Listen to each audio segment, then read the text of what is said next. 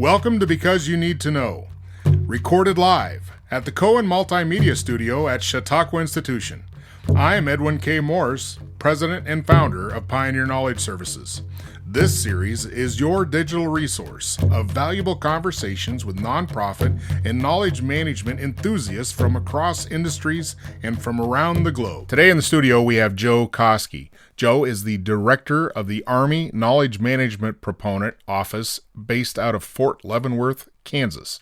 He is responsible for program management for force modernization of knowledge management across the total Army. How is knowledge management any different for the Army than anywhere else in the world? I don't think it is any different. I think the tenets or the outputs or the desired outcomes are the same. I think we're all trying to get some sort of shared understanding. We're trying to get increased performance.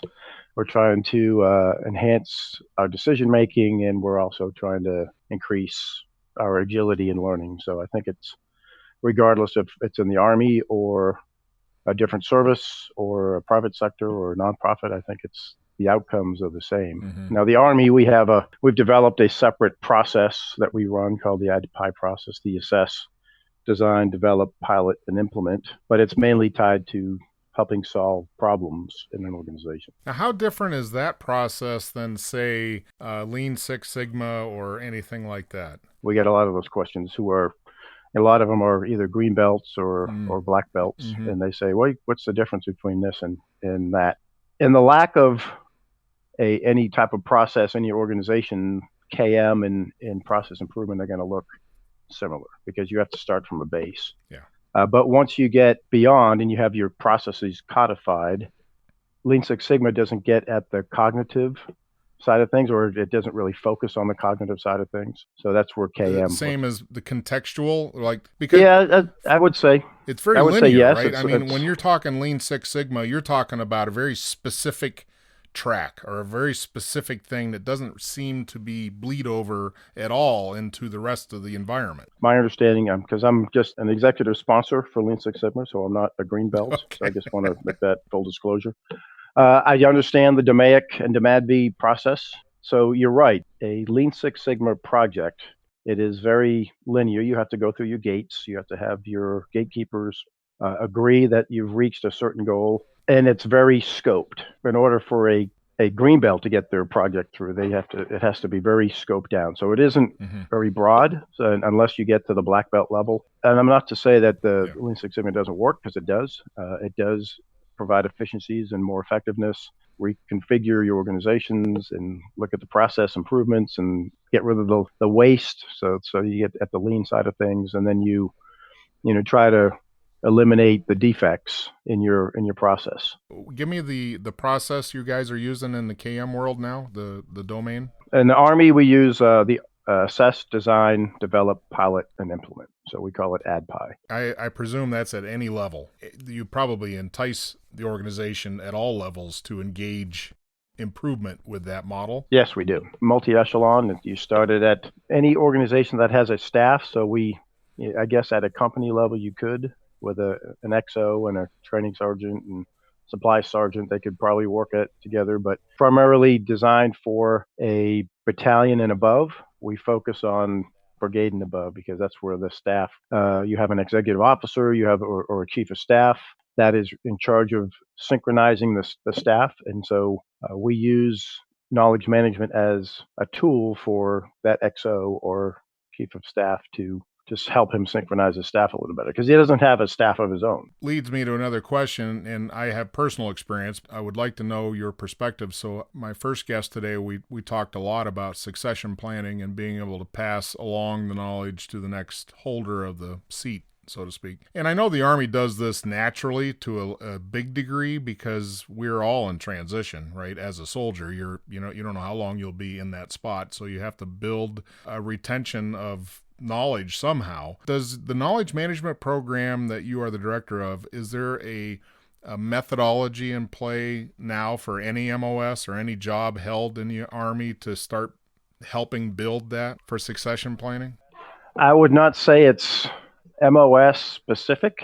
because I think everybody has to do some sort of succession planning. The way we look at knowledge management, it's not tied to a specific career field. It's everybody has to do it. But a knowledge management program, we try to train KM professionals to help manage that program, and then the organization of the functions where the people actually work understand the process and how they feed information into the system or into the operations process is what we use to help our commanders make decisions. So from a continuity perspective, it's actually very timely because we are rewriting our doctrinal manual for knowledge management, and chapter 4 is sustaining a KM program. Okay. We have the checklist of how to establish one. You have your people that are trained. You have your knowledge management representatives working the trenches, so to speak. You have the understanding of the senior leadership. You have your different products and matrices that show you how you measure against benchmark or baseline maturity model. And then, but how do you maintain that through either turnover of personnel or a change in the environment or your adversary, because the enemy always gets a vote as well. So relatively speaking, the formal structure of KM in the Army is fairly new, correct? 2008-ish. Yeah. So about 2008 is when we started getting personnel into the structure. And then we've worked in my organization, Combined Arms Center. They focus at the brigade and above, echelons above brigades, so divisions, corps, and theater armies. So that's really where they focus. And that's where the structure is probably the most robust. On this awareness level, you had brought up that it's not MOS specific or job specific for those that don't know what MOS stands for. MOS is military occupational skill, just a job title, basically. Back when I was overseas, every soldier was a sensor, was a kind of a new thing. And I see that as being very similar, right? Because at that point, they wanted everybody to be a sensor, meaning report back whatever you see when you're out. You're a sensor. You're part of the system. Does the knowledge management end up feeling that way too, down at the E1 level, the private level? Data is the fuel that we run on, and not all fuel is as clean as it can be. So sometimes it runs a little rough. Well said. Yeah. So, everybody talks this big data and analytics and artificial intelligence, machine learning, and the different types of predictive and prescriptive and autonomous systems that are out there. And you can see it in the commercials as well. Agriculture has it, and then UPS with their Orion system. But yeah, it all starts with the data, and it has to be in a format, in an ingestible form that can be used at some later date, or can have some analytics to look for trends in some sort of predictive nature. Yeah, the E1 I think is still a sensor. But we also have to understand that there's the machine-to-machine data things, because we build systems that don't always produce the same type of data formats. There's the machine that whole standardization stuff. Yeah, the machine to people, and the people to machine. So, and then the people to people. So how do we get? And a lot of that is just communications and understanding, having terms of reference. And well, you say you're in the midst of a redo of the doctrine. Is there anything new and exciting? Doctrine is not supposed to be new and exciting, right? So it's you want to look at those enduring tenets that you're trying to get at. So we think it's so on the capstone type of doctrine that we have, we've gone from mission command to mission command and control of Army forces. That's the latest big capstone doctrine. The KM process that I mentioned, ADPI, was recently added as an integrating function, an integrating process to the operations process. So that we think that is new and exciting, because before it was sort of I wouldn't say ad hoc, but it was recognized as a process, but now it's an integrating process. I believe you were an intel officer. The intelligence preparation of the battlefield is an integrating process. Well, that is exciting. So you've gone from zero to that success in less than 11 years. Yeah. As one of my compadres that works in the office with me said, we are on the verge of catastrophic success. Well, on that note, what is Joe Koskey's definition of knowledge management? I can't not say the Army definition, which is enabling knowledge flow to increase decision-making, knowledge, understanding, and learning. That's really what it's all about. And you have to have, knowledge management has to be trusted, and building trust, connectivity, the relationships, not only with with the data and the information, but also with the people that have to make the decisions, mid-level managers and the people actually doing the work. So that's where I see KM. It is the bridge between the technical and the cognitive domain. That's how I see it. Thank you very much for being with us today, Joe. I know it was about a 2.5-year process to get you into the seat, but I'm glad It was. Thanks. Thanks for your consistent persistence. Well, have a great day, Joe. You too, Edwin.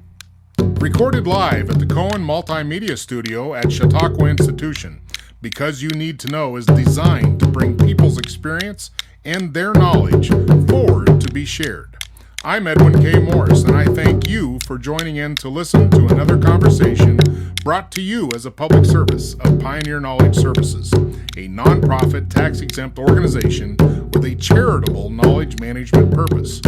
Find us online at pioneer-ks.org and add your voice to the conversation on Facebook.